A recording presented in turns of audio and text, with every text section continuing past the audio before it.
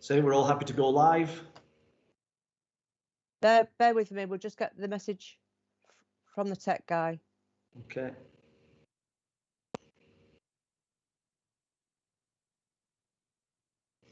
Live.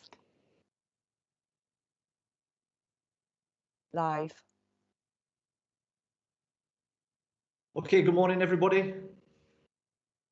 Morning, members of the public this morning. This is the West Yorkshire Fire Authority full authority meeting. Main item of business today as we get down the agenda is setting our budget for 21-22. My name's Darren O'Donovan. I'm the chair of the authority, councillor from Kirklees, or Dewsbury West in particular.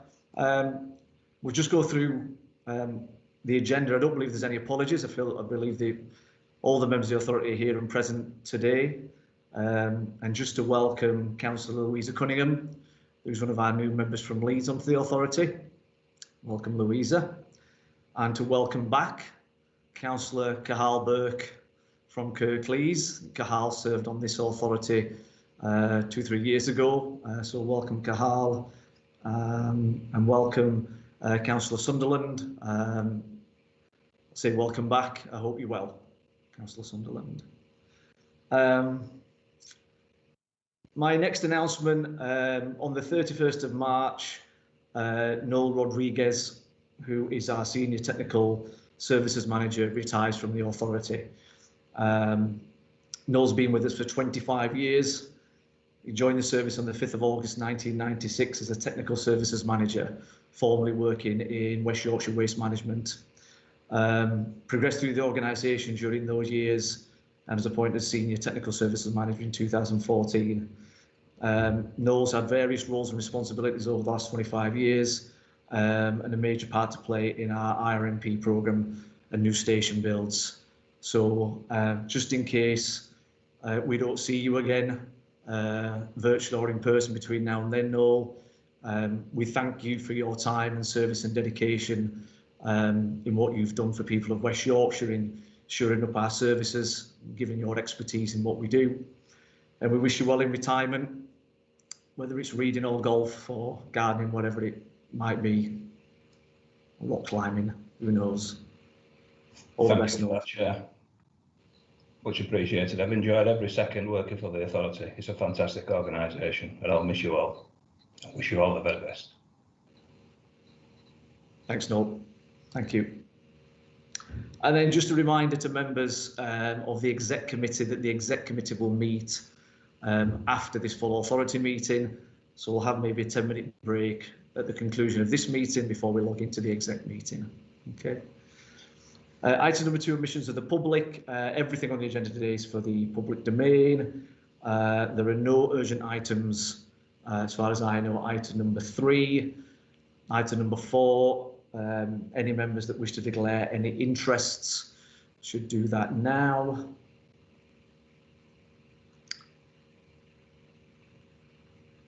Thank you. Before we get to item number 5, I will just remind people to keep their microphones on mute and raise their hand if they have a question, and I'll keep an order of the questions as they come in and come to you individually. Okay. The chat function is there if you're struggling with with anything, or maybe your microphone's not working, you want to pop a message in from myself or Nikki, you can do that. So item number 5 is membership of the authority and appointments to committees. Nikki, you're taking that? Yes, thank you, Chair. This is just a report to advise members formally of the appointment of Councillor Louisa Cunningham on the 14th of January 2021. And as you advise, this is Councillor Cunningham's first meeting of the authority. The report also covers changes to committee places as detailed at paragraphs 2.2, and also a couple of changes to vice chair positions at paragraph 2.3 as requested by the Labour Group. The report requires approval by members. Thank you, Chair. Okay, so just a reminder that that's been moved. Seconded. Seconded. We won't go around individually, just look for anybody that has any comments to make. Nothing there. Thank you, everybody. That's approved at item number 5. Item number 6, minutes of the meeting held on the 18th of December to approve.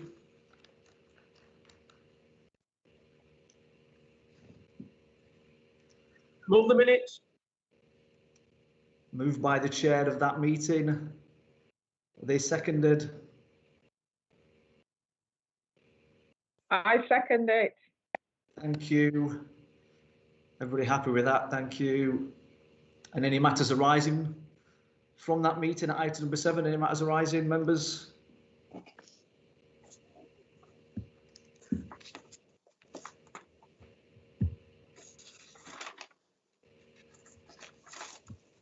No, thank you. So we'll move on to item number 8, which is the minutes of committee meetings held since the 18th of December and other relevant outside bodies. Everybody happy with those? Move the minutes. I second, Chair. Moved and seconded, thank you. And item number 9 is our constitution review. You'll find on page 11. Nikki, you're going to introduce this. Is that right? Yes, thank you, Chair. Just briefly, as members are aware, any changes to the Constitution require approval by the full authority. And this report touches on 2 issues. One being a change to the Constitution to reflect the appointment of a monitoring officer via a service level agreement. Now, that service level agreement will be examined by members of the Executive Committee following this meeting, and the report requests approval from members pending that approval from Executive Committee members, at which point all relevant changes would be made to the Constitution. It also covers changes to the contract procedure rules, and particularly paragraph 39.3, which is detailed in the annex to the report. Kim Larter, our procurement manager, is present here today if members have got any specific queries on that. And again, Chair, this report requires member approval. Thanks, Nikki. Councillor Pollard, do you have a question? Yeah, just a quick one on that contract procedure rule 39.3. Could someone cite an example of when we might conceivably have a situation where a project in excess of £75,000 could have a waiver request lodged? I can't think of a realistic scenario there, and perhaps that could just be gently explained. Is it okay for me to do that, Chair? It's Kim. Yeah, Kim, if you want to do that, that's fine. Yeah, it's probably unlikely that we would approve many that are over the 75, but it may be if we have an incumbent system such as perhaps Gartan, and there is an extension period that we need, and the annual fee would maybe take it over that £75,000. So if we wanted to extend for a couple of years and it was a £60,000 annual support and maintenance fee for the 2 years, that would take it over that £75,000. Right, yeah, that's fine. I mean, that would presumably be something that was picked up relatively late in the process and was urgently necessary, I guess. Yes, yeah, they usually anything that's that high value above the 75 would probably be either an emergency. For instance, during the COVID pandemic, we had to do quite a few exemptions just to extend some contracts. But yes, that's the case. That's fine, thank you. Thank Chair, those exemptions will come to F&R, will they? Yes, any exemption that is approved above the £75,000 threshold is reported to Finance and Resources Committee.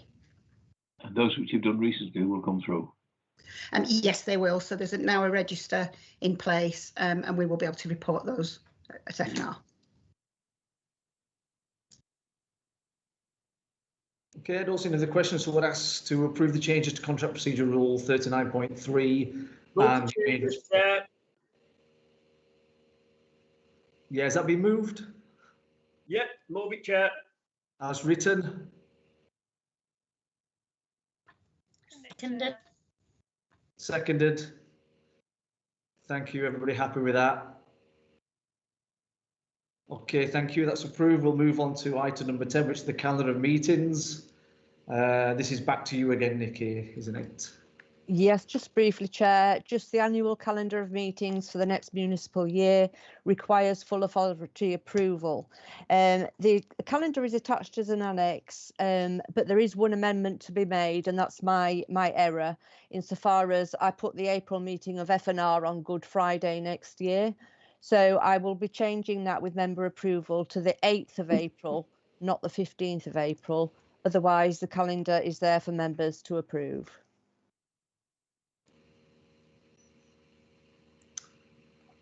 Move the Okay. calendar. Okay. Thank you. I don't see any questions or comments. Everybody's happy with that. Thank you. That's approved.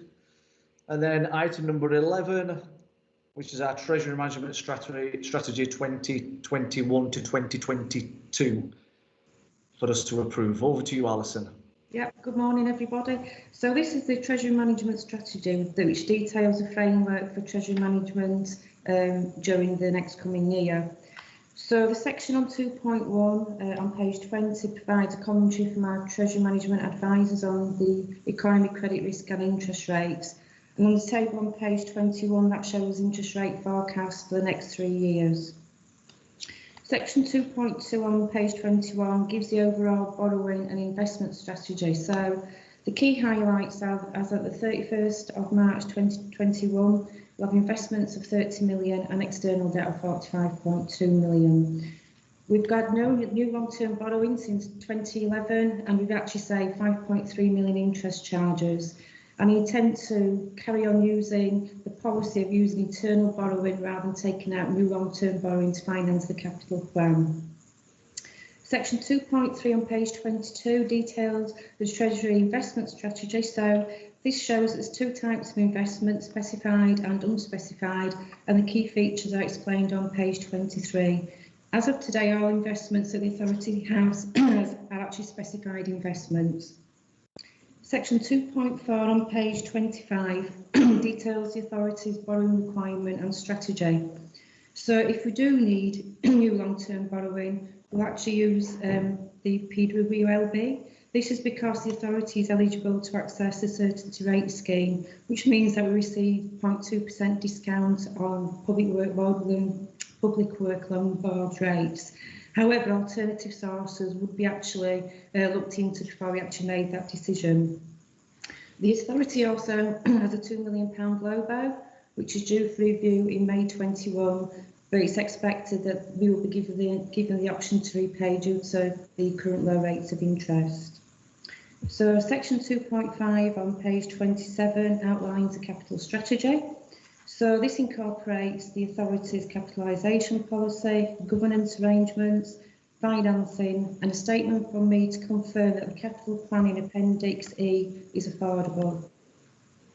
Section 2.6 on page 30 and Appendix C details a statement of policy on the minimum revenue provision, and I will continue to use any budget underspends in order to make additional voluntary minimum revenue provisions. What this does is will reduce capital financing charges and hence reduce the revenue cost over the next few years.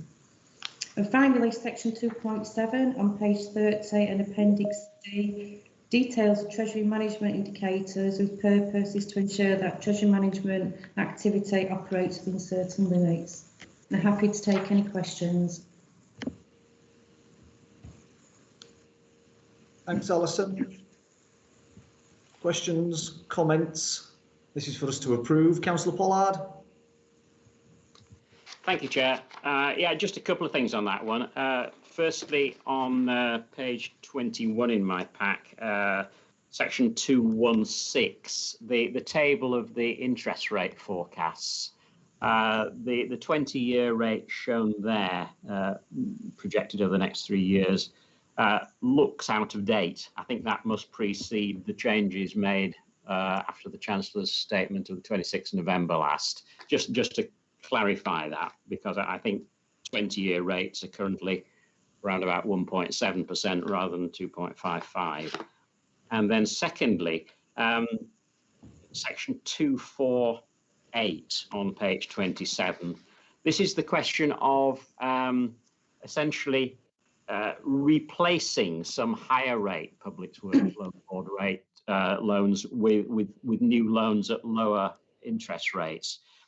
How frequently do we actually review our existing holdings and come to a decision that it might be a good idea to reschedule some? And have we actually done that in recent times? Right, so in answer to your first question, the actual interest rates were provided by our Treasury Management Advisor, so I can double check that, Councillor Pollard, apologies for that. And secondly, we do an annual review for our borrowing. If we were to repay any loans early, we would actually incur a cost, so we do actually do an annual review just to make sure that it is beneficial for us to carry on with our loans, because as you say, the PWLB loans are pretty low at the moment, so we do actually do an annual review as part of our Treasury Management policy. And as a result of that review, have we come to the decision that it might be worthwhile to reschedule the odd one or two? Right, so far not, no. So we do that review in the spring every year, so we will be doing a review of that. And as you're aware, Treasury Management is actually being transferred to West Yorkshire Fire, so that review will probably be undertaken more frequently than just once a year.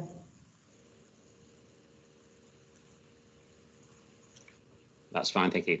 Thank you. Just take a look around. I don't see anybody indicating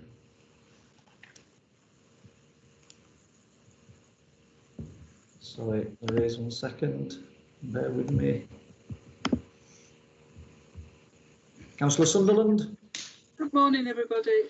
More of a comment than a question. So are you taking comments at this time? Yeah, absolutely. Okay, so having looked at the budget and been briefed on the budget, we're welcoming the continued use of internal borrowing for funding capital costs and welcome the investment in facilities. But want to just maybe mention that perhaps we ought to start to look at using local businesses and make sure that we spread some of that investment to local businesses. Yeah, are you speaking to item number 11, Treasury Management, Councillor? Sorry, no, just the whole budget.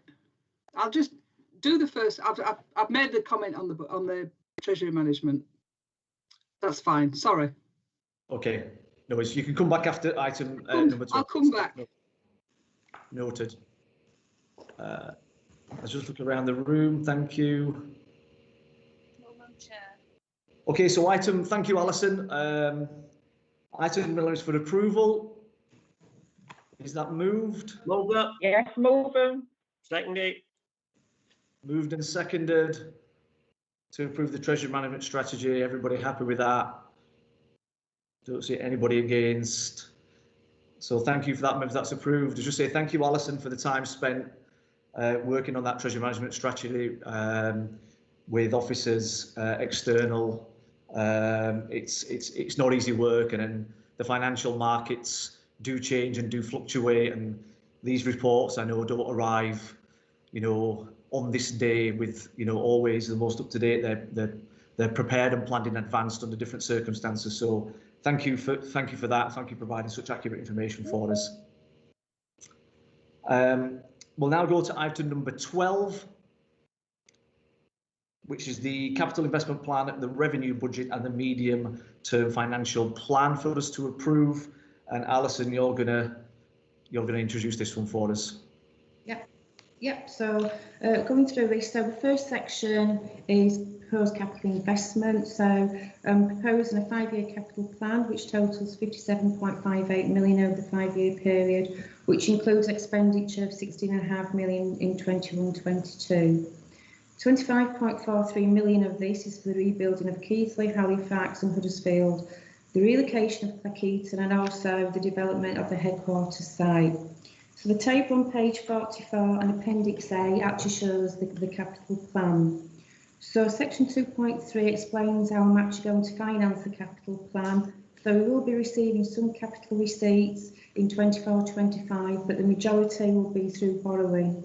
And as in previous years, as I've mentioned in the Treasury Management Strategy, I will be using our own internal funds to actually fund the capital plan. However, due to the size of the plan, I do expect that we will be able to take out new long-term borrowing from 2023. Section 2.3.5 details that I will be using the capital finance reserve, which is currently totaling 1.54 million. So I'll be using this reserve to actually purchase long life assets. So that will be the rebuilds and the rationalisation of the headquarters site. And by actually using the reserve, it means that the authority won't be subject to minimum revenue provision charges during the financial year. So, for example, if a 2 million contribution will actually reduce the cost in revenue by 86,000 per year for the next 40 years, which totals 3.4 million. Moving on to prudential indicators, so this provides a framework to ensure that the capital plan is affordable, prudent and sustainable. So these prudential indicators are broken down into 3 areas. First of all is our capital finance requirement. Secondly, it covers borrowing activity and levels of borrowing. And thirdly, which I think is the most important one, is affordability. So this demonstrates how affordable the capital plan is in comparison to our revenue budget. So the table on page 47 shows that the capital plan of the capital financing charges in relation to the capital plan are 7.21% in 21-22, rising to 7.76% in 24-25. It's accepted practice with finance directors that this should not exceed 10%. And the reason being is that for the majority of expenditure that the authority incurs, these can be reduced in the short to medium term. Capital finance charges cannot be reduced in the short to medium term. So moving on to section 4, which covers the revenue budget and the medium term financial plan. So first of all, just a general overview. So in spring 2020, the authority, along with other fire and rescue services, funded the formation of a spending review team. And the aim of this team was to actually put together a fire sector bid to put forward to the Treasury to actually put a business case for additional funding for the fire and rescue services. However, due to the pandemic, the Chancellor announced on the 25th of November in his spending review that there'd be another 1-year settlement. So once again, the Chancellor in his spending review made no specific reference to fire rescue services, and once again it's deemed not to be a protected service, unlike the NHS, police and defence. The Chancellor also announced that the majority of public sector pay is to be frozen for 21-22. Section 4.2.4 details a statement that the OBR actually published, and what they said is, despite the Chancellor's assertion that we will not return to austerity, the future years of spending forecasts do actually contain real-term cuts from his budget envelope in 2020 as compared to the spending review in November 20, and this is 11 billion lower. And what this indicates is this could be another challenging spending review next year for non-protected services. So the impact on West Yorkshire, so 4.3.2, in line with the Chancellor's announcement, I've made no provision for the pay award for Grey Book or Green Book staff, with the exception of those that the Chancellor announced that they would get a pay award. So it's those employees earning less than 24,000. So to put this into some sort of financial context, if the national employees actually awarded a pay award, a 1% pay award for all employees would cost an extra 550,000, and that would have to be met from current existing budgets. 4.3.3 shows that we do get a pension grant, which is in respect of increase in employees' contributions of 12.6% from April 8, 2018. We're actually going to receive that in next year, but that's not been rolled into our revenue support grant, so it's still uncertain whether that will be actually paid in future years. The McLeod Sargent case, although the government has approved the remedy, which is deferred choice underpin, they've given no indication on how McLeod Sargent is going to actually be financed. So the estimated cost of the authority of everybody returning to the 92 scheme is an increase of 8.5% in employers' pension contributions, which equates to additional £2 million a year in employers' pension contributions. In addition to that, there's an actual fire pension actuary review taking part, and it's expected that employers' rates will increase from 23-24. In 2021, we actually received a number of one-off grants for the Grenfell and the Building Risk Review, which is welcomed, but these haven't built into our base budget next year. So once these grants have been exhausted, if the authority wants to carry on the work that we've actually done so far, that will have to be found from existing budgets. So moving on, section 4.4 shows a standstill budget, and 4.5 details that have determined that the minimum revenue balance should be maintained at 5 million. And this is actually calculated based on the risk register. Section 5 goes into detail on the local government finance settlement. So this is the funding that the authority receives from central government. The table on page 52 actually details the amount of funding that we get from central government. So for the revenue support grant, that's been uplifted by CPI inflation. So we've got an additional 75,000 in 21-22 as opposed to 2021. However, the baseline funding level, which in effect is our share of business rates, that's actually been frozen. Moving on, the pandemic has certainly had effect on us funding next year. So the effect that that has had is in two areas. First of all, the collection fund. So the 5 district councils actually collect our share of council tax and business rates on our behalf and manages this through the collection fund. In previous years, the authority has benefited from a surplus, and in 2021 that surplus amounted to 208,000. The government has actually introduced legislation that enables deficits to be spread over 3 years. It has also introduced a compensation scheme which will cover 75% of those irrecoverable losses.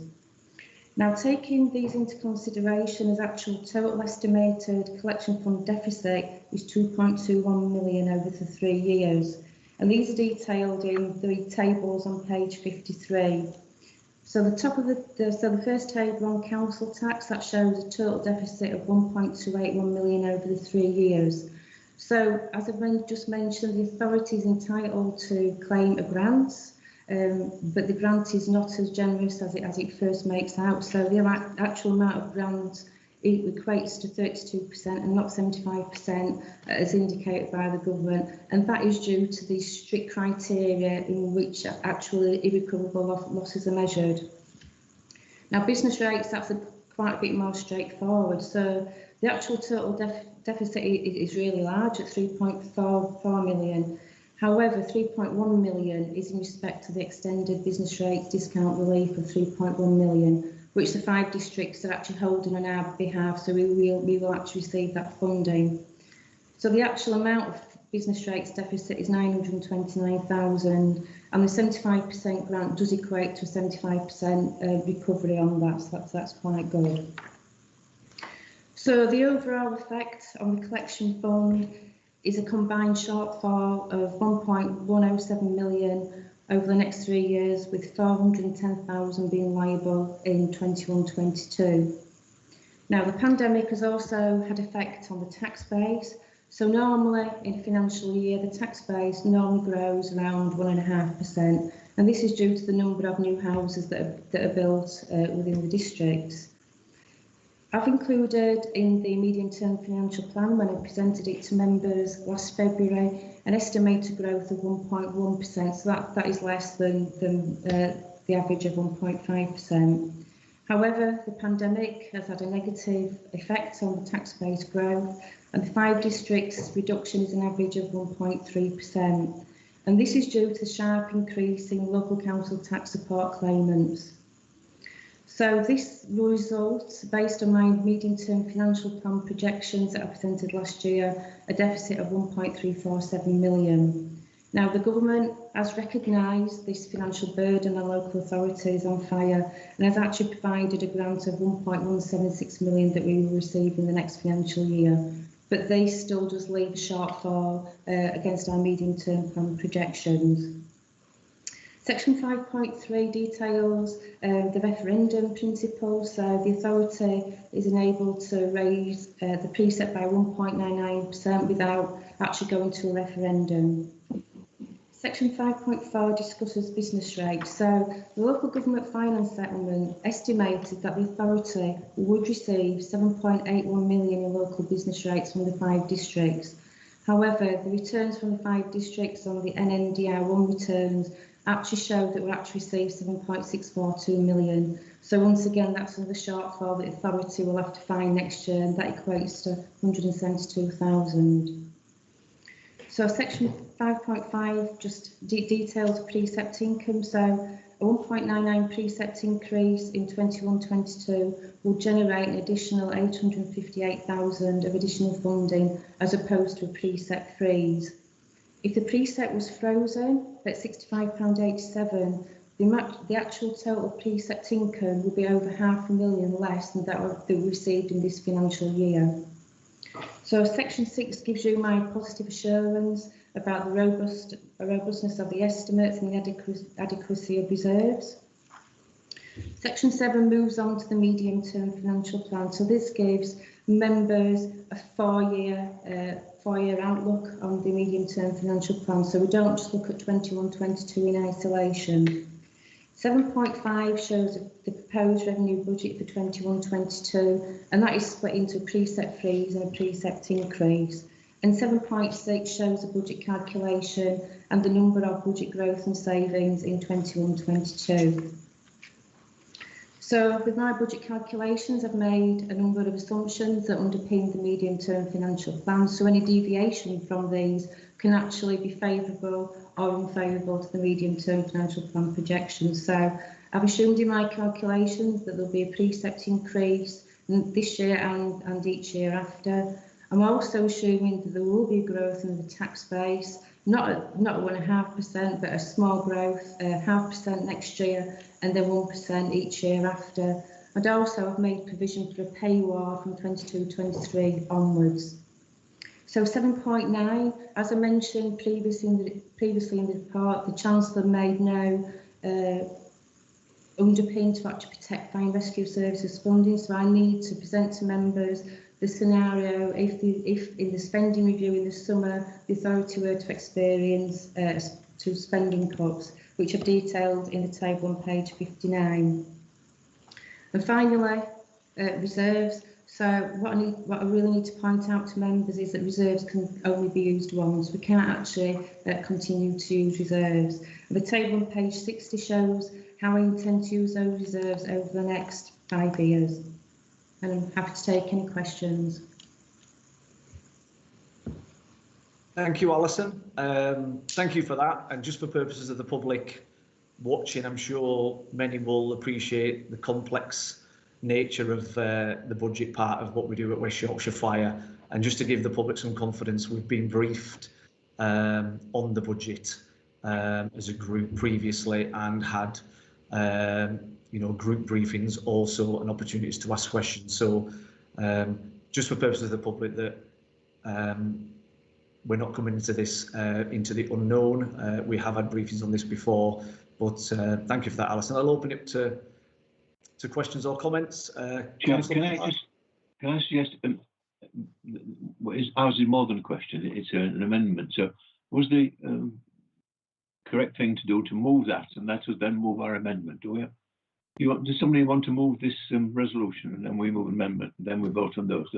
That's what we would propose to do. Yeah, does somebody want to move that? Yes, thank you, Chair. I would indeed like to move a formal Conservative amendment to the budget. Mike, I'm sorry to interrupt, but we're not amending. There has to be a resolution to amend first, doesn't it? Does somebody have to propose a resolution, Darren, that we then formally amend rather than? just amend something. I'll be very punctilious, but if somebody says I move it, and as soon as seconds it, then we can listen to mine. Yeah, you move in a resolution. Yeah, I believe that's correct, isn't it, Nikki? Yes, Chair. The members need to approve the substantive resolution and then ask for amendments. That's it. Move it, Chair. Can I second that, Chair, that we formally move the capital investment revenue budget and medium-term financial plan at agenda page 11, item number 12. Thank you. So I believe both the substantive budget motion has been moved and seconded, and the resolution for an amendment as well. Councillor Hannah, did you ask for a vote on your amendment? Oh, Chairman, we haven't started yet. Councillor Pollard is going to give you a reasoned amendment rather than just let you read the papers. I think it's up to you, but the logical thing is to let Mike explain the reasons for our amendment, please. Go ahead, Councillor Pollard. Thank you, Chair. In presenting the formal Conservative budget amendment resolution today, I'm finding myself in a slightly unusual situation. As the Conservative opposition member responsible for looking at the budget proposals in my local authority, Bradford Met Council, I spend the first couple of pre-budget setting months of the year looking at ways in which financial resources can be expanded to meet ways in which the net expenditure requirement can be met. With regard to the Fire Authority budget before us today, the CFO is clearly proposing precisely the opposite. It's a case of let's hunt around for finding ways in which we can expand the expenditure requirement to fit the financial resources available. And in response to our amendment, which suggests that in a year in which some 30% of the nation's workforce will have suffered a furloughed 20% pay cut, I think it's a responsibility of politicians to minimise the impact on struggling households when setting local tax regimes. So we're proposing a preset freeze on the reasonable grounds that in balancing the budget to the appropriate nil shortfall or surplus, the CFO is increasing the expenditure requirement to include just over £2 million of revenue contribution to capital. Our amendment merely reduces that revenue contribution to support capital by £858,000. And I agree this is most unusual. As with my local authority, Bradford Council, it is the case that central government support to address COVID-related costs and losses has been on a fairly heroic scale this last year. But we still get the austerity story from the controlling Labour group.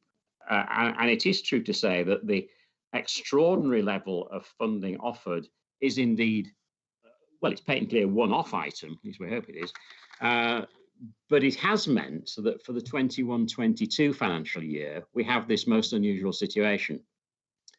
And I am well aware of the fact that our proposal to reduce the resource available by £858,000 becomes a permanent structural loss of revenue. But at this point, I ask you to look at some of the reworked tables with this amendment, and indeed some of the underlying information in the substantive report. And this is where a little annoyance creeps in, I have to say, and the words crying wolf spring to mind. You will note that in the detail of our amendment, the CFO has constructed a table of effects resulting from this £858,000 per annum reduction in resource. You'll note that the net effect on the medium-term financial plan for the next 2 financial years is actually zero, building in the following 2 years to an additional cost to the medium-term plan of £1.95 million.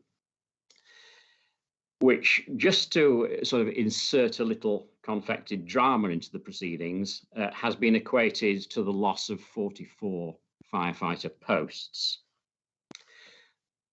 All this quietly ignores the fact that the service perennially underspends its revenue budget by a couple of £100,000 per annum, and it is choosing to use healthy internal reserves, and perfectly reasonably, to fund ambitious additional capital spending plans rather than using Public Works Loan Board borrowing, which we discussed in the last item. And that's perfectly sensible for long-term assets, such as proposed new headquarters builds, which would be financed over, I assume, 40-year plus asset life, I suppose, at currently record low interest rates. There is significant borrowing headroom available to stay within prudential limits. There are also some small errors with no sort of counterbalancing effects within the substantive report. Quite apart from me having to gently point out that the tax base is not a monetary figure with a pound symbol attached, but rather the 5 council district total of Band D equivalent household units, we have a broad brush gloomy prediction regarding the tax base growth from the extraordinary and unusual decline in this financial year, caused obviously by the COVID emergency. And I don't seek to argue that the recovery from this may possibly be slow.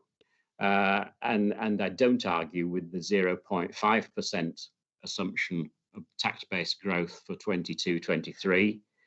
I'll even allow the small projected 1% growth in 23-24, but to continue that projection thereafter is a little bit over the top. So I think it's reasonable to look at the long-term trend of at least 1.5% growth when stargazing, as the Chief Financial Officer has done on my proposal, out to 2031-32 financial year. And of course, to maximise the drama there, we have a cumulative shortfall in funding caused by our fairly modest amendment today of some £10 million. So I also have to challenge that, I'm afraid. If we have to play at 10-year stargazing and using the normal 1.5% tax base growth assumption, but not do that until the 24-25 financial year, we'll keep it below that rate until then, we will accrue actually some £9.3 million additional resource over and above the CFO's projection. So rather than the perennial Q4 outturn of about £200,000 a year underspend, we'll only need to achieve an underspend of about £80,000 to fully fill the perceived hole and remove any further extraordinary claims about need to cut firefighter posts, etc. And finally, just a small raised eyebrow about section 7, para 9, subpara 1 of the report. Just to insert a bit of additional gloom, it assumes a central government funding cut of either 5 or 10%. I can just imagine a discussion between the relevant Secretary of State and his permanent Undersecretary. It'll go along the lines of, now, Minister, in the light of the emerging Grenfell report, what do you think about the political optics in respect of suggesting a 10% cut on our contribution to fire service budgets? I think I'll leave that thought with you and simply move our amendment at this point. Thank you. Thank you, Councillor Pollard. Any questions or comments? I'll try and get these in order as they... We have a seconder, Chair. Yeah, sorry, I thought it had been seconded. Is it a seconder? Indeed, it has. Yeah. Can I just confirm that that's been seconded? Yeah, I'll second that, Councillor Hall. Oh, thank you. So I'll go to Councillor Hall. Yeah, thank you, Chair. I I think the important thing to say, first of all, is that this in no way changes service provision, because actually we're not proposing any change to either the service that's supplied by the fire service to the people of West Yorkshire, or any changes actually to the capital spend either. So, you know, people needn't fear that we're trying to make cuts here, because what our amendment actually does, it just changes the way in which we finance what is already a good service, and it is a good service. The thing I would say is that we assume that there, in the papers, there would be a 1.99% increase, which raises this extra £858,000 that the CFO referred to. But if you look at the standstill budget for this year, which is the table on page 50, the standstill budget for next year is less than what we've spent this year. And we end up with £2 million in hand, which it's been suggested we pay for capital projects with to reduce borrowing. And that reduction in borrowing is about £86,000 a year. But we have to question whether actually increasing the precept by 858,000 in order to reduce borrowing by 86,000 a year is actually a good use of the resources we have at a time when borrowing rates are extremely low, and our borrowing is actually way below accepted levels in the public sector. We already have another £16 million has been referred to in reserves over the next couple of years to pay for capital expenditure, and there are very, very few public bodies who would deem themselves to be in that position where they're so cash rich that they can spend buying capital actually out of the revenue budget. It's most unusual, and we certainly would be deemed to be cash rich by most standards. And a cash rich organisation shouldn't be one that it's looking to put the precept up.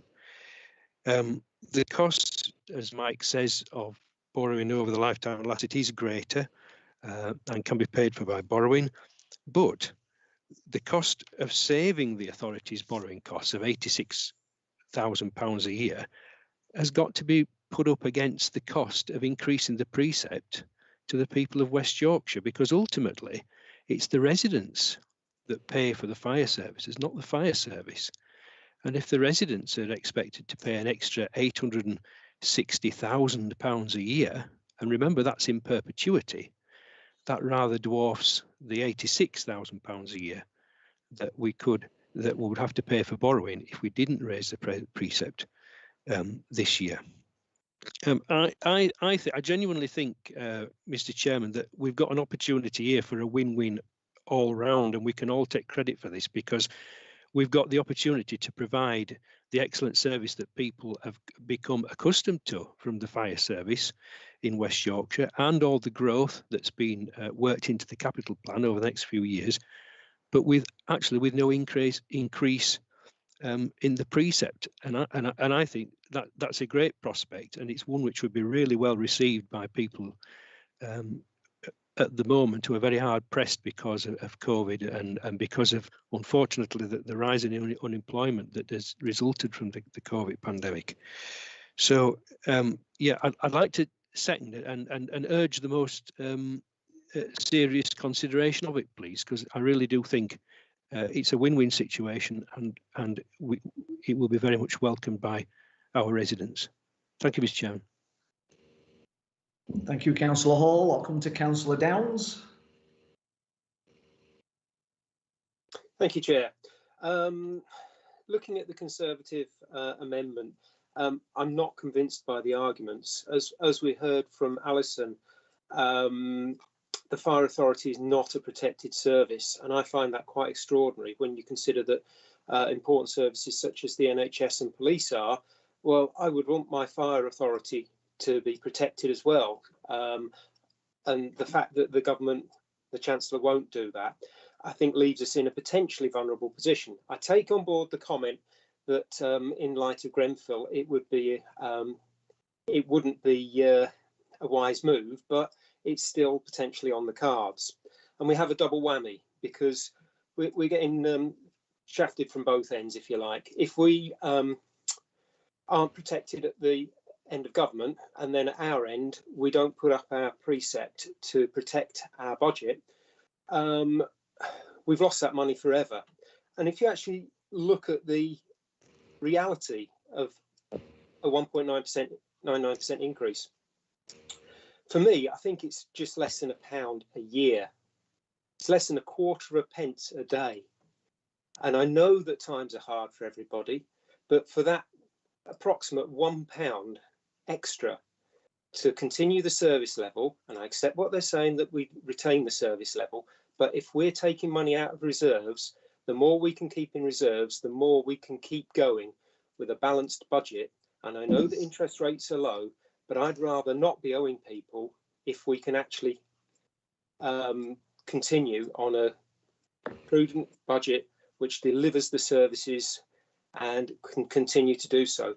If we don't put money up now, if we don't put the budget up now, the precept, we're stuck in future years and we will run out of money sooner. It's far better and far more responsible, in my view, to put up a very minor increase in real terms to ensure the safety of the fire authority that at the moment the government won't protect. And so I hear what they're saying, but I'm not convinced by the argument. Thank you. Thank you, Councillor Downs. I'll go to Councillor Tully. Thank you, Chair. I want to formally move the resolution that we have an increase of 1.99, and I just want to say a few words that Alison Wood is our Chief Financial Procurement Officer and not a stargazing officer. She works very businesslike, very non-political, and to the best of her ability, and is very professional at what she does.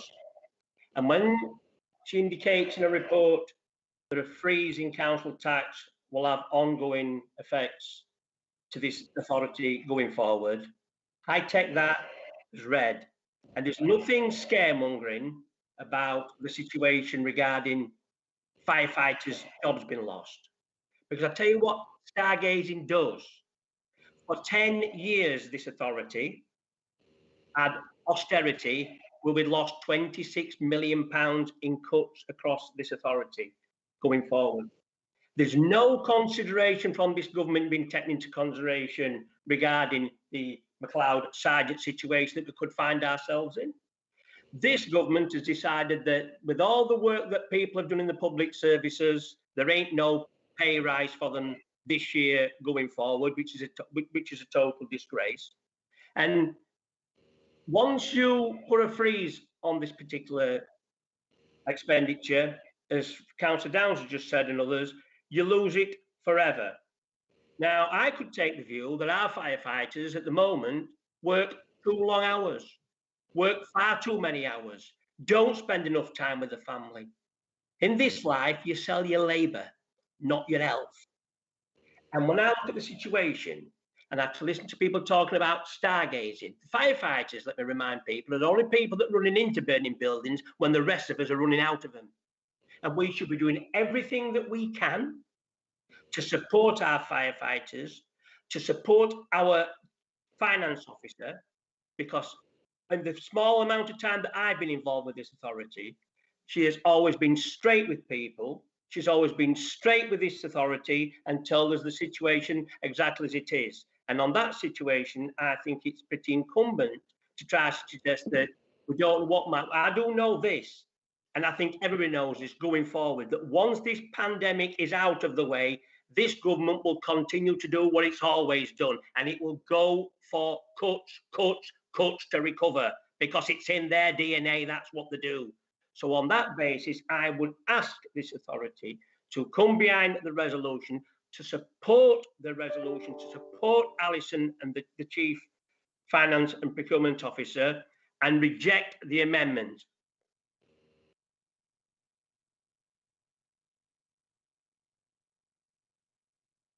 Okay, thank you, Councillor Tully.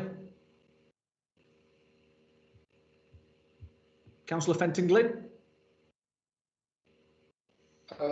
I can't promise you the rhetorical flourish of Councillor Tully, I'm afraid. I mean, I think this amendment is well could, but I can't support it. And I think the reason I can't support it is a couple of reasons. One of which is is thinking a bit more long term about our financial stability as an authority. Saving £86,000 in borrowing is something that everyone seeks to do, and when you've got an opportunity to do it, you do. That is what you do. We've recently been through our budget setting process, and one of the councillors on this call voted against our budget on the basis that they weren't comfortable with the amount of debt that Calderdale had. Now, while I disagree with his assessment, I also would obviously hold to the idea that you probably don't want any more debt than you strictly need. And I think, that kind of sound financial planning puts us in a good place come what may. And I think this year of all years has shown us that things can change and things can come and surprise you in a way that you're not really expecting. And,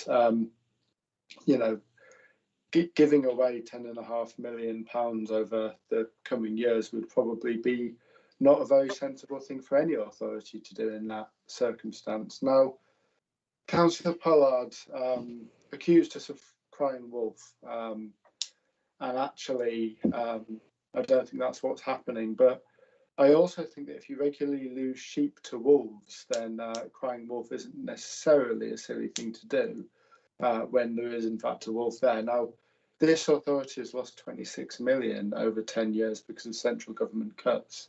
While I recognise the political optics might not always be ideal kind of in the post-Grenfell world, I also don't necessarily share his optimism that those will be first among the considerations and it won't be something that we see snuck out.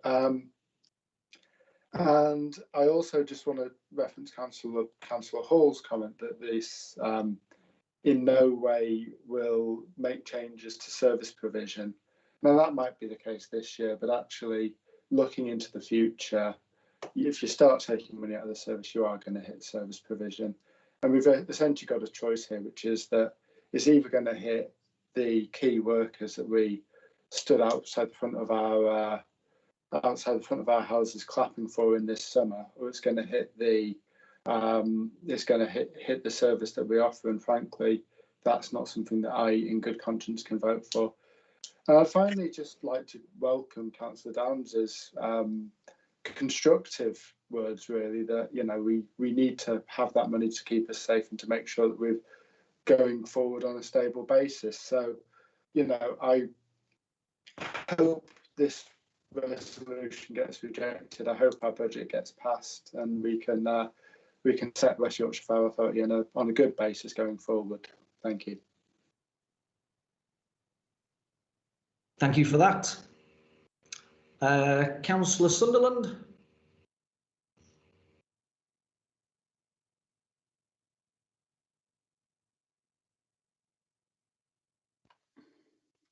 One of these days I shall fix this. I think I've listened hard to Councillor Pollard's explanation of where the Chief Finance Officer is going wrong, and tend to come down on the side of the Chief Finance Officer. I think for the vast majority of the members of the public who said, well, what we need to do is cut income to the service and at the same time borrow more money, I think they would see that as almost an act of financial vandalism when we're in a situation where the Conservative government has given no indicator of the income for next year, and certainly no indication that they will indeed protect the fire and rescue service. So we will vote against the Conservative amendment to your budget. We will abstain on your budget. We weren't involved in the setting of the budget, and it is yours to work with. But as I say, I think that it would be an act of financial vandalism to cut income to the service and borrow money at the same time, despite Councillor Pollard's best efforts to persuade us that that's the right way to go. Thank you.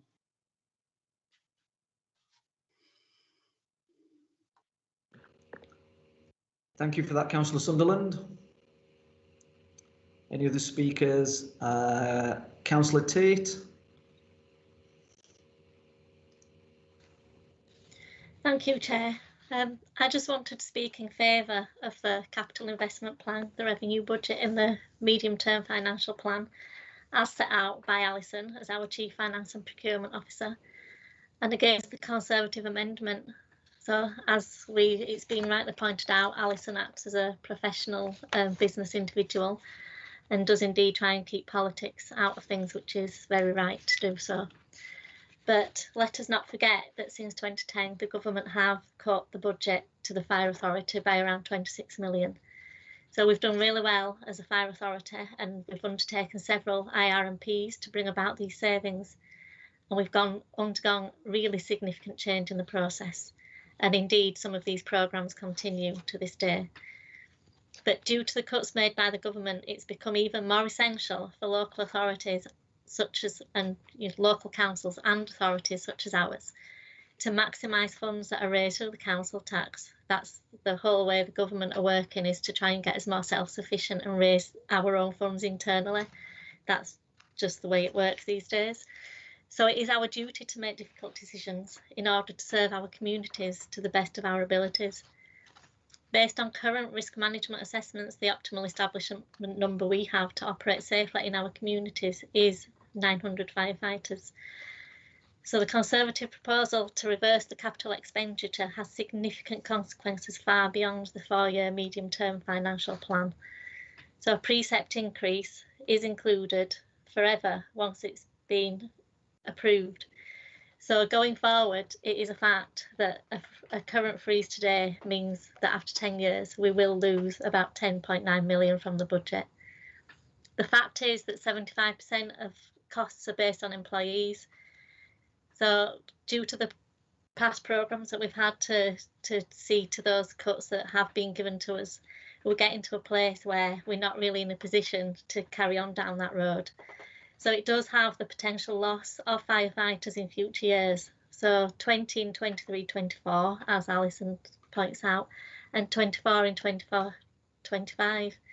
Not to mention the additional savings that are required beyond the current 4-year medium-term plan. So yes, stargazing is referred to, and indeed, you know, it's Alison's job to try and stargaze really and predict what might happen in the future. She's amended the budgets accordingly because based on what's happened in the previous year, and that will continue year on year. Every time we sit here and review this budget, that will continue year on year, so things might change next year again. So the other thing to bear in mind is that we still face significant risk against the current proposed budget. We're currently on a year working to a 1-year settlement. The comprehensive spending review was delayed due to COVID, and with no guarantees for future funding from the government. So it is noted that the government has not committed to protecting the fire service in the comprehensive spending review. So we could see further reductions in the government grant in 2021. So further impacting future budgets. So the Chief Finance Officer has quite rightly made amendments to the medium-term plan with respect to the impacts of COVID and reduced the growth in tax base. But it is unknown what the full impacts of COVID are at this current time and how long recovery will take. Again, that will be reviewed this time next year when we're in the same position. So by making a 2 million revenue contribution to capital, it means the authority will reduce the capital financing charge in the revenue budget. So overall, the 2 million that we spend now does indeed save 4.2 million, albeit over the next 40 years. So the impact of a precept fees has a dual effect in that precept income is permanently reduced, which has a serious impact on future budgets on a permanent basis, and annual charges to the revenue budget for capital financing are higher. So I urge you to support the capital investment plan and medium-term plan as set out by the Chief Finance and Procurement Officer and against the Conservative amendment in order to work together to keep the West Yorkshire Fire Service resilient and our communities safe. Thank you, Councillor Tate. I'll go to Councillor Jenkins. Yes, hi, and I'd like to support the proposed budget as well. And just to note that of the 45 fire and rescue services in England and the Channel Islands, 29 are Conservative run, 12 are Labour run. And as far as we know at the moment, all but one of those 45 are proposing or have actioned a 1.99% precept increase. So I think that is a particularly good reason to support the budget. Thank you.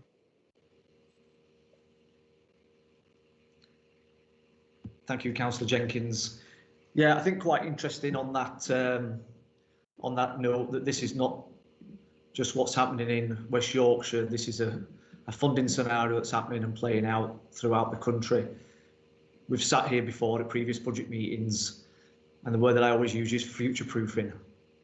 Although we've only got a 1-year financial settlement, this fire and rescue service needs to be able to provide its firefighters, its backroom staff, support staff, its appliances and its stations.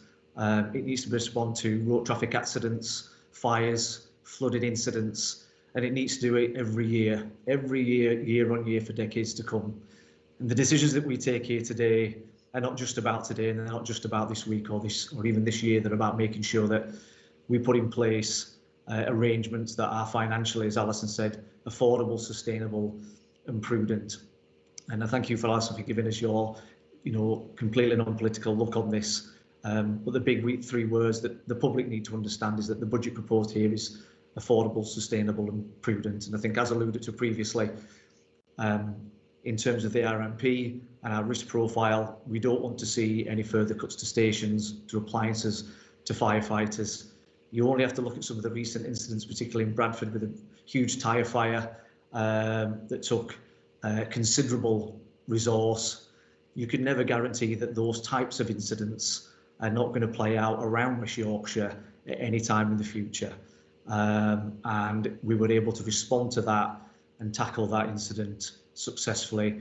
But we want to be able to respond to similar incidents to that in the future as well. I take an issue with the description of being called cash rich.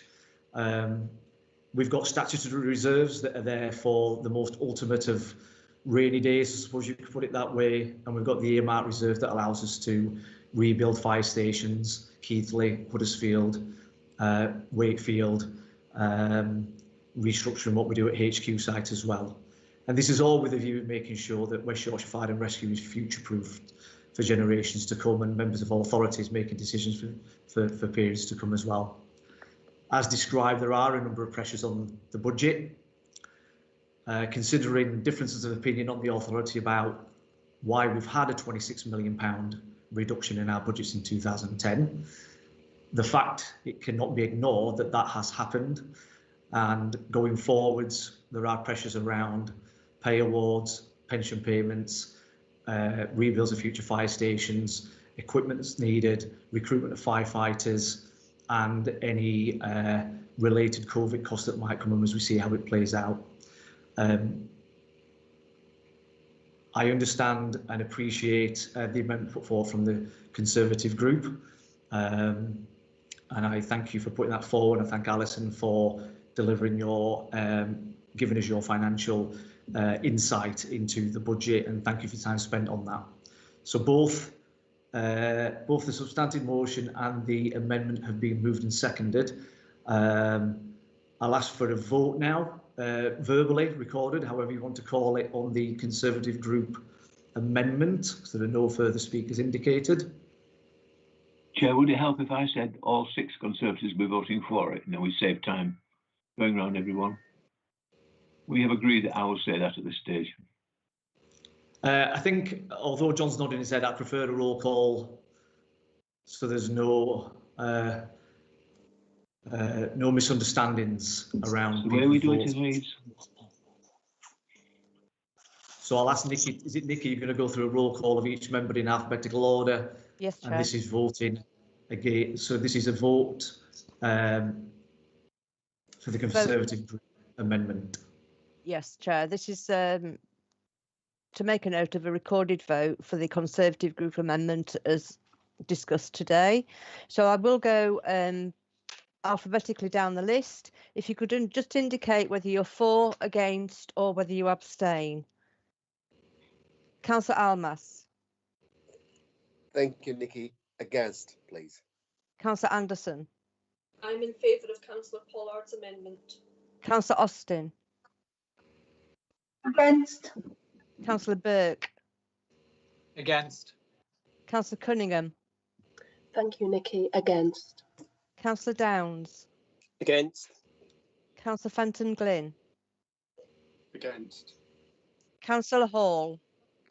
For. Councillor Harrand. For the amendment. Councillor Hunt. For the amendment. Councillor Jenkins. Against. Councillor Curtin. For. Councillor Mohammed. Against. Councillor O'Donovan. Against. Councillor Pervez. Against. Councillor Pollard. For. Councillor Renshaw. Against. Councillor Shaheen. Was that against? Against, yes. Yeah, thank you. Councillor Sunderland. Against. Councillor Tate. Against. Councillor Tully. Against. Councillor Wenham. Against.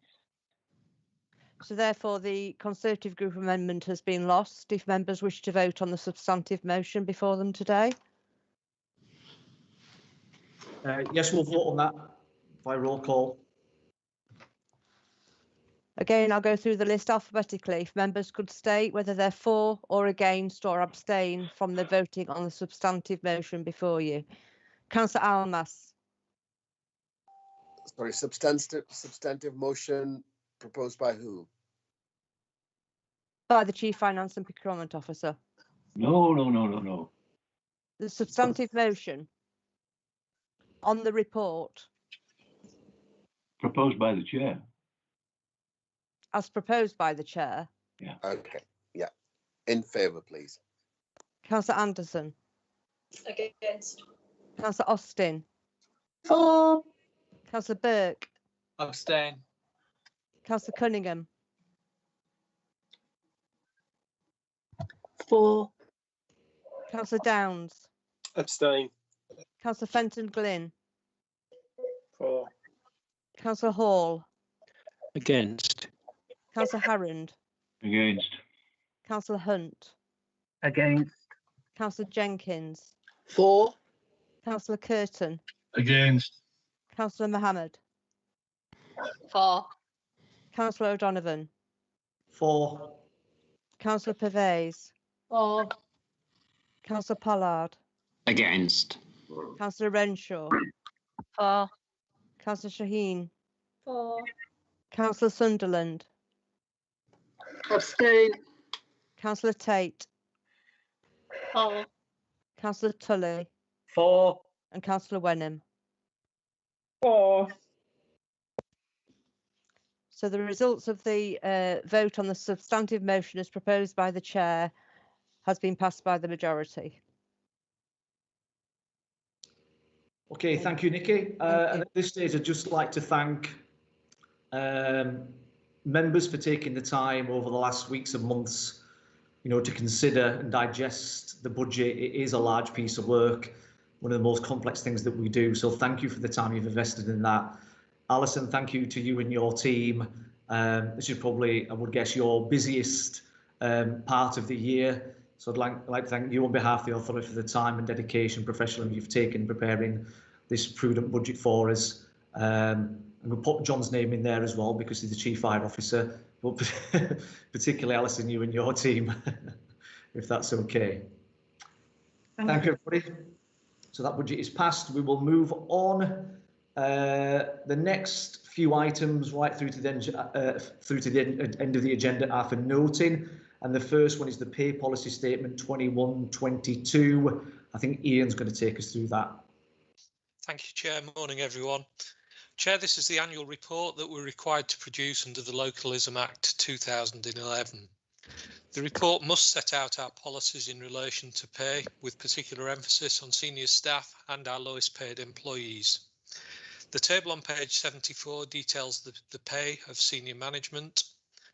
And then the report goes on to provide a comparison of pay between our highest paid and lowest paid employees, and the information regarding that is provided on page 75. It is worth noting that this year those comparisons are somewhat distorted. The figures that we're required to provide are indeed a forward look that are designed to be effective from April the 1st this year. Normally, in previous years, the Green Book Pay Award, which covers our support staff and all our lower paid staff, is agreed. So we're able to take that into account in providing this report. This year, negotiations are ongoing and no pay award has yet been agreed. So that has the effect of distorting those comparators, and the effect, once or if any pay award is agreed, is that the differential between the most highly paid staff and the lowest paid staff would reduce. I think, having said that, Chair, I don't wish to add anything else to the report, but obviously I'm happy to answer any questions that members may have.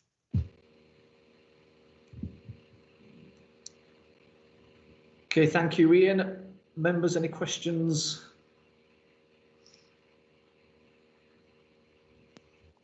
Moved. Sorry. There's just for noting this one.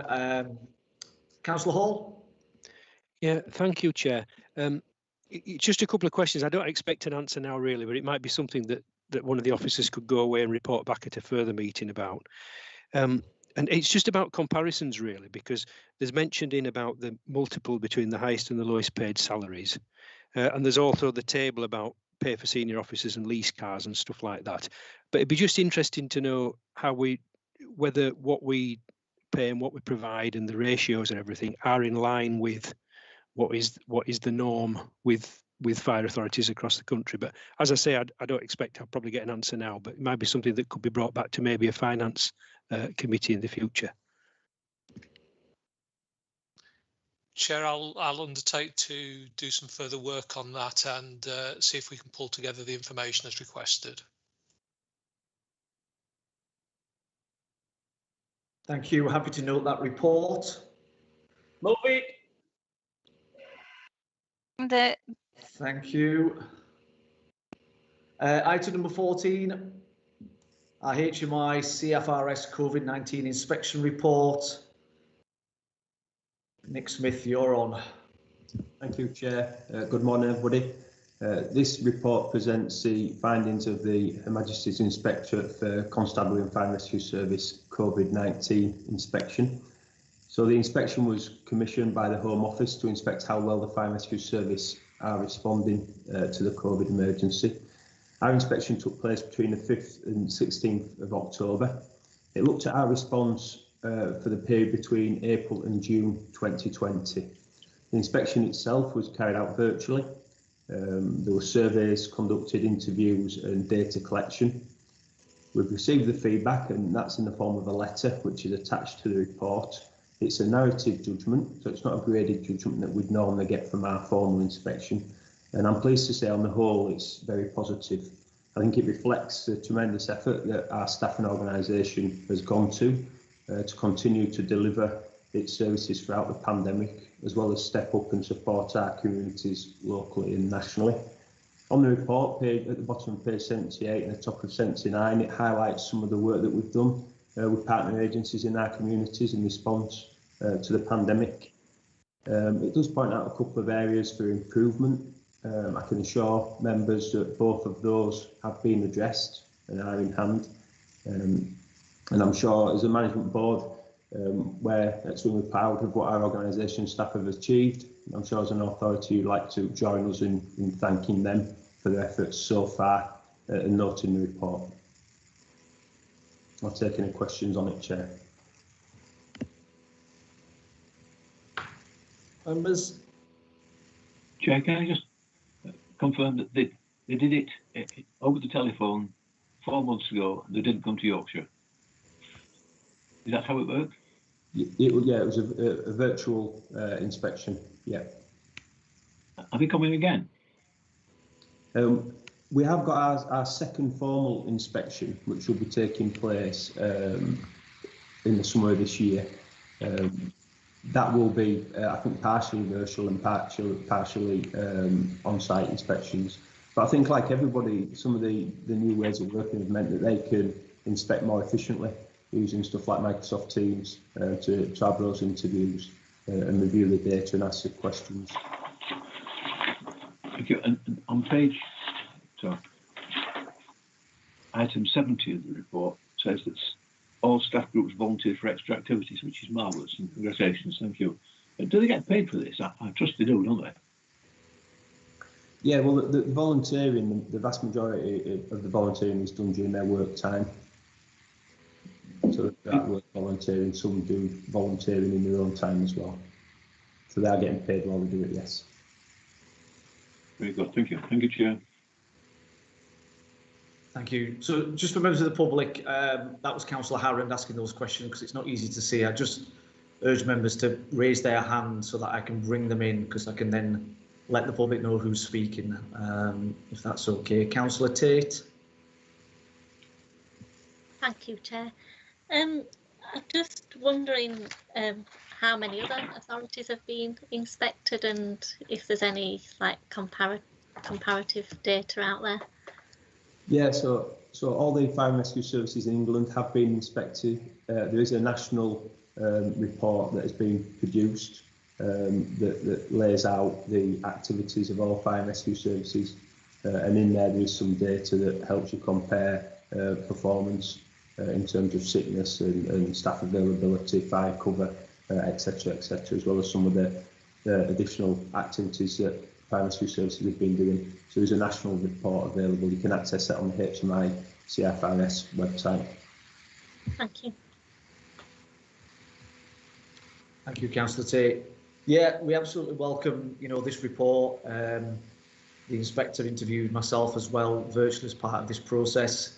We both agreed how important it is to have a well-organised, for me, well-funded, resilient fire and rescue service. We were able to respond to this pandemic in such a fantastic way that we did, be it driving ambulances, delivering food parcels, pharmacy visits. Came from a standing start, really, and credit to our staff for rising to the challenge, really. So thank you to all our staff, and thanks, Nick, for presenting that. I'll go on to item number, sorry, that's for noting. I'll go on to item number 15, which is the performance management report from the 1st of April to the 31st of December. Is that Alison and Dave, or? Yeah, thank you, Chair. Alison Davey, I'll start the report, I'll introduce it. So this is the performance management report from the 1st of April to the 30th of December 2020.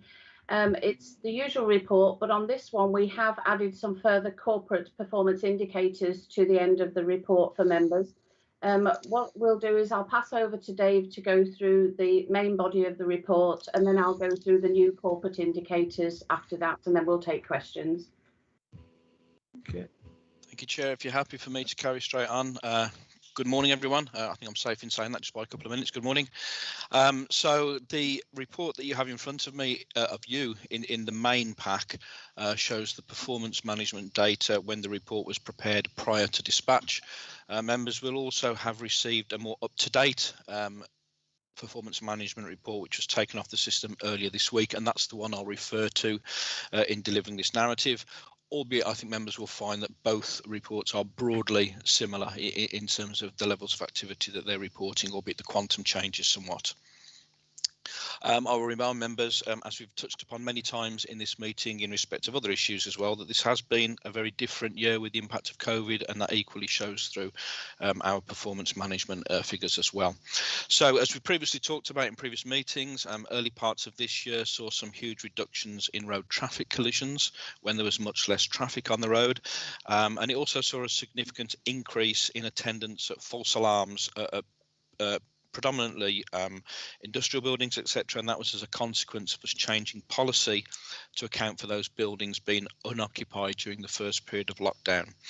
As the year has progressed, we have seen something akin to a kind of normalisation, whatever that looks like at the moment, although members will note that we have been in and out of various levels of lockdown. So whilst on the face of it, it's been a very successful year, the caveat is that things are expected to change back in this forthcoming municipal year to something more akin to normal. You will also note that actual rescues in the report contains the creating of access for ambulance to persons with medical emergencies, etc. So I think overall, my narrative to accompany the report is that taking out the unusual spikes and the troughs that I've just talked about during this year, we see that the year looks like it will have been marginally less busy than normal. There is still a month or so to go in terms of the figures, but it's a similar year to last year, but it's a different mix of incidents that we're seeing as well. And I will remind members that for the purposes of the 3-year averaging target setting going forward, we have concluded and agreed with you that the only reasonable way to do it going forward is that we actually discount this year from target setting going forward, being as it has been so unusual at the moment. Going further through the report, we talk about operational risk visits. We'll record those when we complete the process, and members have already been briefed that we haven't been able to do as many of those in the year due to the COVID safe risk assessment that we undertook, and also many of those premises being closed in themselves. We're also using the operational crews now to support the building risk review programme. That's a particular programme which we've been required to do, looking at those high risk premises post Grenfell, and this is a period of very intense activity that will see us through this calendar year as well. So members will note a reduction in the level of operational risk visits at the moment. And there is also a similar story with safe and well checks. We haven't been able to access many homes and only have done so in the most high risk properties with the most vulnerable of occupants. And in saying that, I would say we've learned a lot about the process of telephone triage that we've used in the last year, which is something that we can take forward as a lesson about how we conduct safe and well visits in the future. The report goes on to provide a commentary on the fatal fires. I would say that the usual vulnerability factors have been exhibited in all of those fatalities reported to you today. And just by way of some comparative figures, last year at this point, we'd experienced 13 fatal fires, of which 8 were deemed to have been accidental or preventable. And this year we've experienced 9 fatal fires, of which 6 were deemed to be accidental or preventable as well. The report then goes on to summarise some major incidents. It includes, as I previously alluded to, the significant fire involving waste fires in Bradford during November of 2020.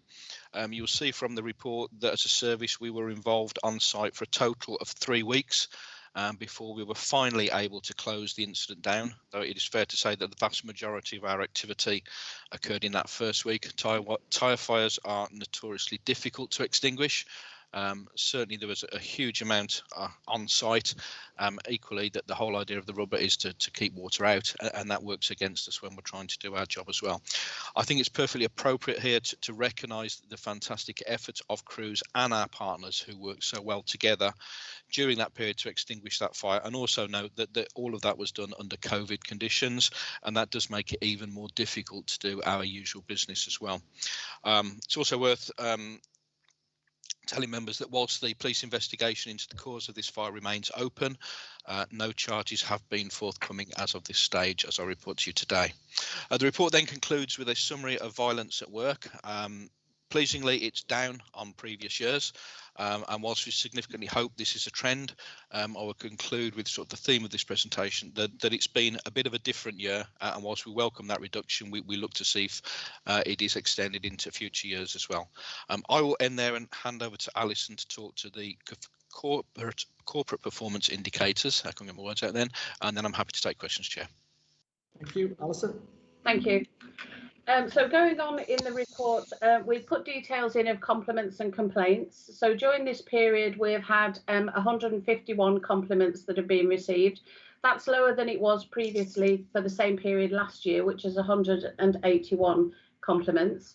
Moving on to complaints, we have received 27 complaints, of which 13 have been upheld. Compared with the previous period for the previous year, we had 16 that were received during the same date, of which 5 were upheld. That shows that this year we have had more complaints, but last year was an exceptional year. We had very few complaints that were received last year. On page 114, there's a table of all of those complaints and the breakdown of the categories of those complaints.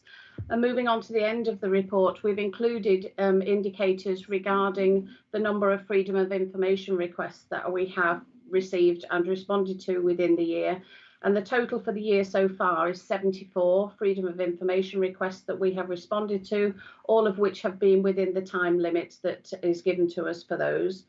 And the final one is on subject access requests, of which we have received 10 during the year so far, all of which again have been received and responded to within the time limits.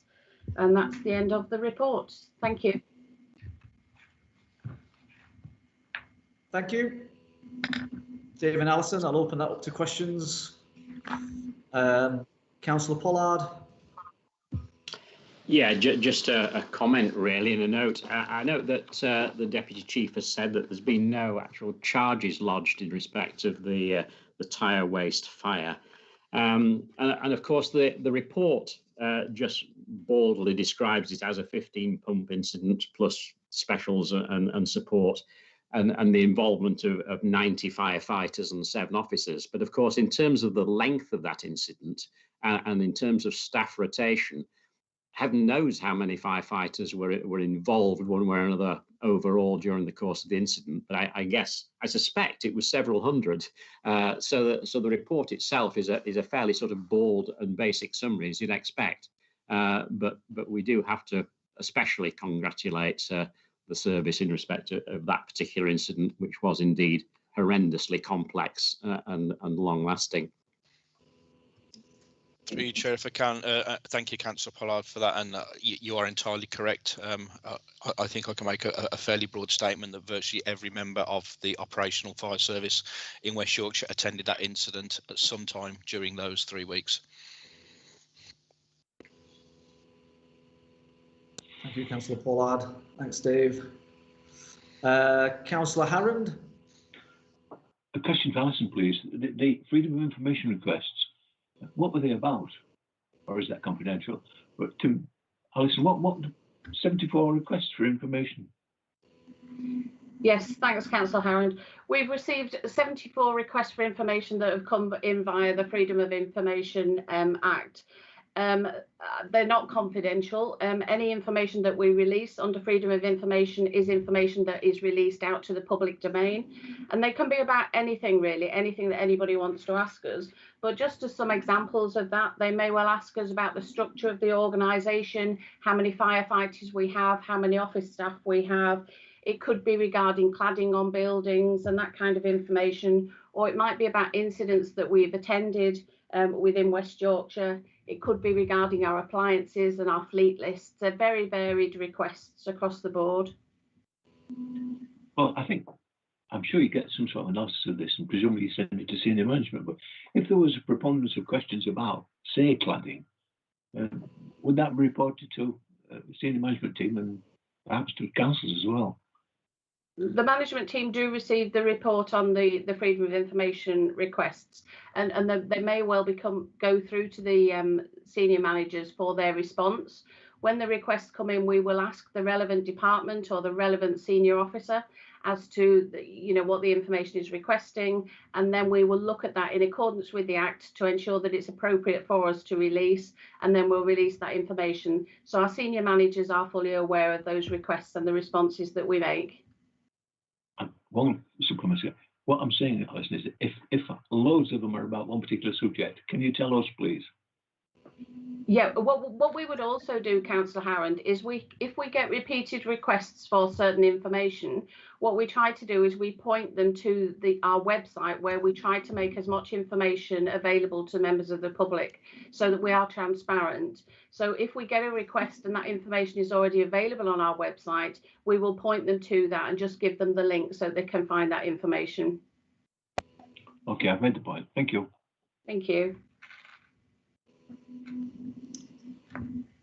Thanks, Councillor Harrand. Councillor Tate. Yeah, mine's sort of a comment really, but I mean, it's just quite remarkable. 2 out of 12 of our largest incidents over the period of time is from somebody playing with fire. So it just reiterates the importance of the education and the communications work that is done to try and raise awareness around this, particularly as we're hopefully coming towards the warmer weather again. So important to continue getting that message across. Absolutely. Thank you, Councillor Tate. Yeah, thanks, Dave. Thanks, Alison. I think, you know, we take confidence in the report and the statistics that you've shown us. And for the public, I think it shows us that we are a transparent, honest organisation reporting to all of the 74 requests for freedom of information within the legally required time frame. Really is obviously a really good thing. Yeah, very pleased with that. Thank you. We'll move on to item number 16, which is the programme of change from 2020 to 2021. Nick. Thank you, Chair. Yeah, this is a short report that provides members with an update on the current progress of our programme of change for this year. As you'd expect, COVID-19 has had a significant impact on progress against these, and each project has been reviewed now, and the timescales for implementation reset, as it were. I'd just like to assure members at this stage that as part of that review, none of these are deemed critical in terms of our day-to-day delivery of the service. So these projects are all improvement programmes, and the timescales have been reset. Happy to take questions. We've got all the responsible officers on the call if there's any project that any member wants a specific update on.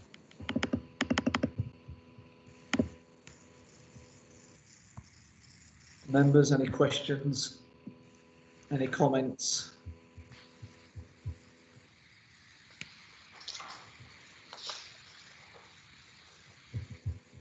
More. No, thanks, Nick. Yeah, again, just to give public confidence, if there's anybody watching, it's important that we don't underestimate the amount of time that the organisation spends on, putting together our forward plans and our programme of change, and it is well thought out and it is sustainable, and there is a strategy behind it, as we see on the table there.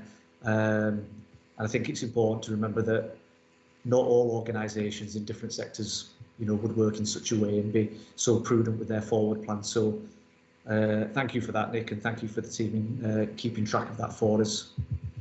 Nick, you're going to take us through item number 17, which is the programme of change for 21-22 as well, I believe. Yeah, again, Chair, I'll keep it short. It's another short report, but as you pointed out, it doesn't reflect the amount of planning and work that's gone into producing it, I suppose, in the background. So this presents our programme of change for next financial year, 21-22. It takes into account any projects that may have slipped from this year into next, and it's been formulated following a fairly comprehensive planning day we undertook in September, which considered our business as usual, our capacity to change and what we're required to do to meet our priorities in the off-fire and rescue service plan and our ambition as a service. So this is the new programme of change that we'll be reporting to the authority during the next financial year. Again, happy to take any questions on any of those projects. There's a short explanation of each of those in the attached table. Members, Councillor Pollard. Thank you, Chair. Just a very quick one on that. The Emergency Services Mobile Communication Programme, which seems to be a bit gummed up for a while. Is this a 5G complication issue with the mobile technology? Well, it's fair to say the programme has been going on a significant amount of time, and it does rely on 5G technology. As the authority will be aware, West Yorkshire are leading the way on this project. So we're currently rolling out a sort of like cutting-edge technology called Direct2. So we're an early innovator in terms of that product, and we're also carrying out assurance work on behalf of the programme. So 1 or 2 fire and rescue services to do that. So in terms of that, we actually have now got devices in service that are working, and we are testing those before we roll them out to our operational watch managers. So we have seen and got the devices, so the technology is there and working. I think the complexity of the programme, because it's a national scale involving over 200 emergency service users, that all need to upgrade their control systems, their way of working, appliances, equipment in cars and ambulances, etc. It's a very complex programme, so the business case, as it were, is currently under review, and we're hoping to see the full business case for the full 3 blue light services as of June this year, which will give us a much more indication of the full implementation plan. But as I said, we're at the cutting edge of that and already starting to test and use some of the new technology. Thanks, Nick. That's fine. Any other members? No, I think it's important on that plan that we see that, you know, it's an understatement to say that we're taking the recommendations from the Grenfell incident very seriously in West Yorkshire. We have a number of staff that have been working ever since Grenfell really to research and extrapolate the information and implement the recommendations in West Yorkshire as well. I'm glad that we have that in our forward plan. Disappointed last night to read that the government had rejected the amendments to the fire safety bill and rejected the amendments to protect leaseholders in West Yorkshire. And I do worry that while ever we have these buildings with cladding, and not just the external, there's the internal, the fire breaks and the wooden balconies, etc., that I do hope the government can come good on this. This is not a political football, but these leaseholders and these buildings need protecting, not just protect the freeholders, the leaseholders and people themselves, but to protect our firefighters that potentially have got these high-risk buildings with which they're going to have to respond to if anything happens. So glad to see that we have it well within our sights in West Yorkshire. Did I see... Sorry, Councillor Renshaw, did you put your hand up there? Yeah, thank you, Chair. I'd just like to welcome the work that West Yorkshire Fire are doing on reflection of Grenfell, and even with the building applications and developers that they're already going in on site and picking up areas of concern following on from the Grenfell disaster. So I welcome the work that they're doing on that. So thank you to everybody involved. Thank you. So I can't see any other hands raised for questions or comments, so we will note that report. That there concludes the meeting. We will take a 10-minute break before members of the exec reconvene again. So thank you for everybody's time. Thank you to the public.